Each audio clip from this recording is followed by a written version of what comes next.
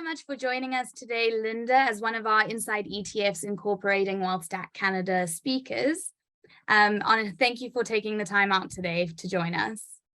Thank you, and thank you for having me. No problem. So for those of you who don't know, Linda Ma is an ETF Research Analyst at National Bank of Canada Financial Markets. She's joining us today to give us a little insight into her panel discussion entitled Advisor's Guide to Building ESG Model Portfolios. So I'm just going to dive straight in and ask, how are ESG related strategies incorporated into your models? Yeah, my team at National Bank construct ETF model portfolios for our advisors. And when we first create the ESG ETF portfolio in 2020, we can already find an ESG version of all the building blocks for equity and fixed income sleeves. But within just a span of 2 years, the number of ESG ETF have doubled to 130 in Canada. And with the new innovative products such as sustainable infrastructure ETFs and responsibly sourced gold ETF, now we can even make a full-fledged alternative asset class sleeves for the client portfolio. So this means that our advisor can use only ESG ETF to construct their entire portfolio of ETFs. But of course, they can choose to only use 1 or 2 products from our model, which can really supplement their existing holdings. How would you advise firms and advisors to go about their research and their due diligence when it comes to ESG?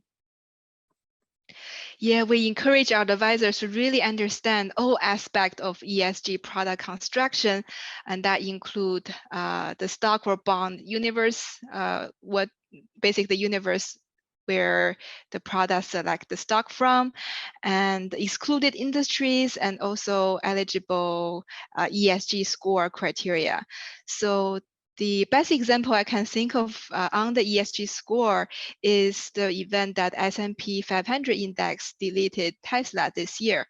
And this is because Tesla's relatively low ranking compared to other peers based on their ESG score, due to the lack of low carbon strategy and poor code of business conduct.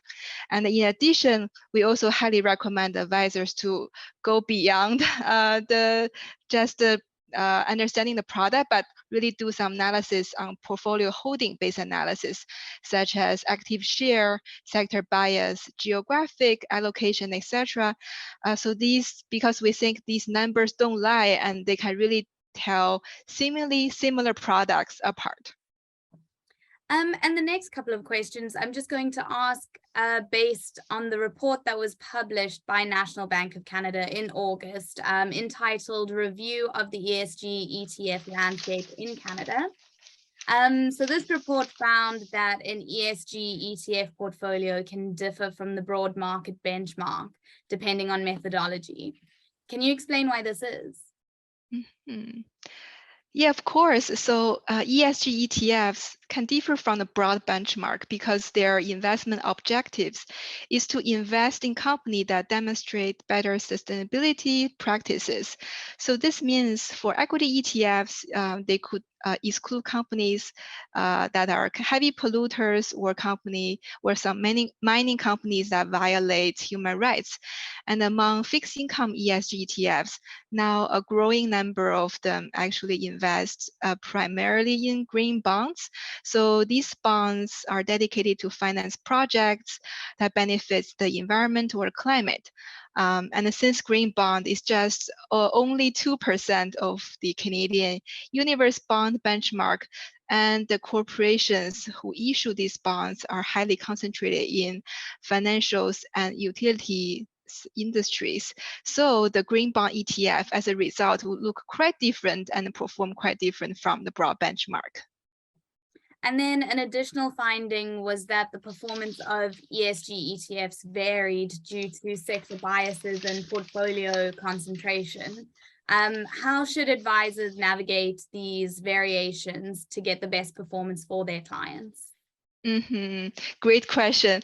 As we know, the energy sector was the best performing sector this year.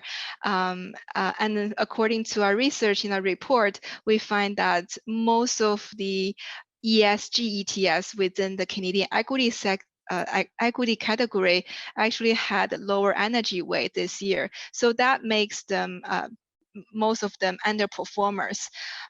However, there is one actively managed ESG ETF in Canada with zero energy weight, but still managed to outperform the benchmark by 4% year to date. So that ETF is NBI Sustainable Canadian Equity ETF. The ticker is NSCE. So this ETF manager use very rigorous screening on quality and value. So the end result portfolio actually avoided some of the detractors such as the Lightspeed or Shopify, and included contributors such as Dollarama. So as a conclusion, we feel like if the client cannot tolerate a large deviation from the broad benchmark, then perhaps the low tracking error like the sector neutral ESG strategy would be the best solution. But if the client wants greater or stronger ESG sales, then they could potentially explore the actively managed or maybe high active share ESG ETF that can both deliver the product to that best suits the client's ESG preference as well as their investment style. And then finally, why does the rating agency and index used impact the composition of ESG portfolios? Yeah, so a lot of Canadian equity index ESG ETF commonly use MSCI Sustainalytics and S&P for their ESG score inputs. So the difference in scores really contribute to significantly different portfolio holdings.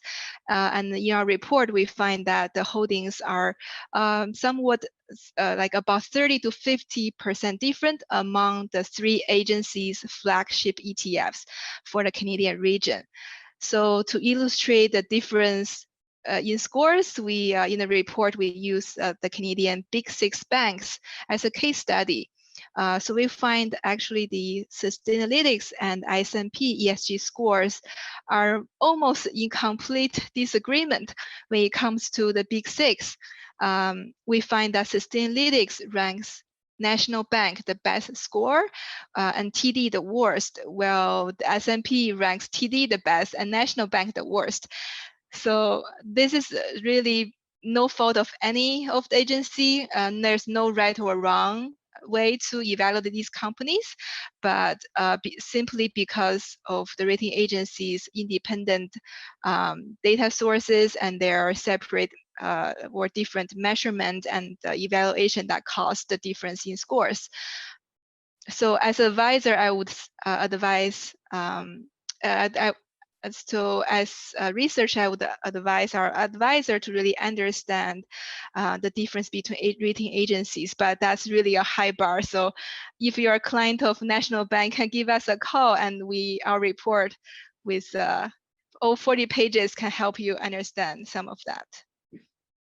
Well, thank you so much for joining us today and taking time out of your schedule, Linda. And we're excited to have you as a speaker in Toronto for Inside ETFs and WealthStack Canada. Thank you. Thank you.